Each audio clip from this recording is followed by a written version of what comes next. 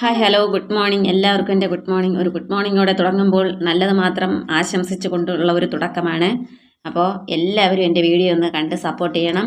അപ്പോൾ ഞാൻ ദോശയും നല്ല കട്ട ചമ്മന്തിയാണ് ഇന്നത്തെ എൻ്റെ രാവിലത്തെ ബ്രേക്ക്ഫാസ്റ്റിനുള്ള വിഭവം. ഞാൻ ഈ ചമ്മന്തിയും ദോശയും എന്ന് പറയുമ്പോൾ നിങ്ങൾ വിചാരിക്കും ഓ ചമ്മന്തിയും ദോശയും ചൂടെ ആർക്കും അറിഞ്ഞുകൂടിയെന്ന്. അങ്ങനെയല്ല, ഒരു ചമ്മന്തി പോലും അരയ്ക്കാൻ അറിയില്ല എന്ന് പറയുന്ന ഒരുപാട് പേരുണ്ട്. അപ്പോൾ അങ്ങനെയുള്ള ഒരു ചമ്മന്തിയെങ്കിലും അരയ്ക്കാൻ എൻ്റെ ഈ ഒരു വീഡിയോ ഒരു മോട്ടിവേഷൻ ആവുമെങ്കിൽ അതങ്ങനെ ആവട്ടെ എന്ന് വിചാരിച്ചിട്ടാണ് ഞാനിത് ചെയ്യുന്നത്.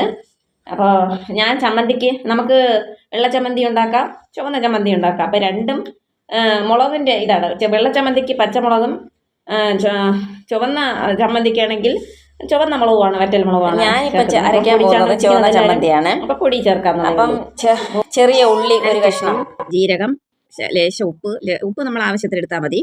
ലേശം ഉപ്പ്, ശകലം മുളക് പൊടി, ശകലം എന്ന് പറഞ്ഞാൽ ഒരു അര സ്പൂണ്. നമ്മൾ എത്രയാണോ തേങ്ങ എടുക്കുന്നത് അതിന് കണക്കാക്കി എരിവ് കണക്കാക്കി ലേശം തേങ്ങ.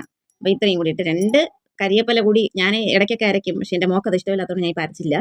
2 കരിയേപ്പിലയുടെ ഇതിൽ കൂടി ഇട്ടാൽ നന്നായിരിക്കും, നല്ലൊരു ടേസ്റ്റ് ആയിരിക്കും. അപ്പോൾ അത് ഉപ്പും കൂടിയൊക്കെ ഇട്ടിട്ട് ഞാനൊന്ന് ഞവടിയാണ് മിക്സിയിലേക്ക് ഇട്ടത്.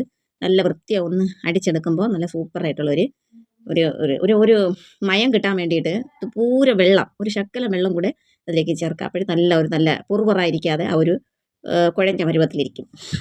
അത് ശകലം ഇഞ്ചി കൂടി ചേർത്താൽ അതിന് നല്ല ടേസ്റ്റാണ്. അപ്പോൾ അങ്ങനെ ഒരു കട്ടിച്ചമ്മന്തി ഉണ്ടാക്കി ദോശയും. ഇടയ്ക്ക് മാത്രമേ ഞാൻ കട്ടിച്ചമ്മന്തി ഉണ്ടാക്കാവൂ, എപ്പോഴും കറിയാണ് ഇവിടെ ഇഷ്ടം. അപ്പോൾ കറി ഉണ്ടാക്കുന്നത് തീരെ ഇതുപോലെ സമയം കിട്ടാതെ ഇരിക്കുമ്പോഴൊക്കെ ഞാൻ പെട്ടെന്ന് കട്ടിച്ചമ്മന്തിയൊക്കെ അരയ്ക്കും. അങ്ങനെയാണ്. ചിലപ്പോൾ ഉള്ളിയും മുളകും ഇതൊക്കെ കൂടി ഇട്ട് അല്ലാത്ത ചമ്മന്തി അരയ്ക്കും. അപ്പം ഓരോരുത്തർ സമയത്തിൻ്റെ ഇതിന് പോലെ. അപ്പോഴും തോരനും കൂടെ വയ്ക്കുന്നതും കൂടെ ഒന്ന് പറയാം. അപ്പോൾ ഞാനിന്ന് എടുത്തിട്ടുള്ളത് ക്യാരറ്റും കുറച്ച് അമരയ്ക്ക ഉണ്ടായിരുന്നു, അതും കൂടെ എടുത്താണ് തോരൻ വയ്ക്കുക. അപ്പോൾ അതിന് അരമുറി തേങ്ങയും എടുത്ത് പച്ചമുളകാണ് ഞാൻ അതിന് ചേർത്തത്. പച്ചമുളക്, മഞ്ഞൾപ്പൊടി, ലേശം ജീരകം, 2 അല്ലി വെളുത്തുള്ളി, പിന്നെ ഇത്തുപൂര ഉപ്പ്. അപ്പോൾ ഇത്രയും കൂടെ ചേർത്താണ് ഞാൻ ഞവടി ഒന്ന് മിക്സിയിലിട്ട് ചെറുതായിട്ടൊന്ന് അടിച്ചിട്ട് 2 കറിവേപ്പിലയും കൂടി ഇട്ടിട്ടുണ്ട്. അത് പറയാൻ വിട്ട് പോയിട്ടുണ്ടെങ്കിൽ ഇതിന് ചേർത്തിട്ടുണ്ട്. അപ്പോൾ അതും കൂടി ഇട്ടാണ് അടിച്ചൊന്ന് റെഡിയാക്കി. എന്ന് വെച്ചാൽ നല്ല അരകണ്ട, ചെറിയൊരു ചതഞ്ഞ പരുവത്തിന് ഒരു അടിക്കുമ്പോൾ അത് എല്ലാം കൂടെ മിക്സായി വരും. അങ്ങനെ കടുവറുത്ത് ഞാൻ അമരയ്ക്ക തട്ടി അത് വെന്തതിന് ശേഷമാണ് ലാസ്റ്റിലാണ് ഈ തേങ്ങ അതിൻ്റെ പുറത്ത് ഇങ്ങനെ വെക്കുന്നത്. അപ്പോൾ ഈ അമരയ്ക്ക അത് അടിയിലുള്ളത് വേവുമ്പോൾ അതിൻ്റെ ആവിയിൽ നിന്ന് തന്നെ കുറച്ച് നേരം അടച്ച് വെച്ചിക്കണം. അപ്പോൾ അത് റെഡിയായി വരുമ്പോഴത്തേക്ക് നമുക്ക് കുറച്ച് ഇളക്കി കൊടുത്ത് നല്ലതായിട്ട് ചൂടോടെ നമുക്ക് എടുക്കാം. നല്ല ടേസ്റ്റ്, നല്ലൊരു കിടിലൻ. അങ്ങനെ ഞാനൊരു അടിപൊളി ചമ്മന്തിയും ഒരു അടിപൊളി തോരനും, പറയുന്നത് പോലെ അല്ല കേട്ടോ, പൊലിപ്പിച്ച് പറയുന്നതല്ല, നല്ല ടേസ്റ്റാണ്. എല്ലാവരും ഉണ്ടാക്കി കഴിക്കണം. അപ്പോൾ ഉണ്ടാക്കാൻ അറിയാത്തവർക്ക് വേണ്ടിയിട്ടാണ് ഞാൻ ഈ വീഡിയോ ചെയ്യുന്നത്.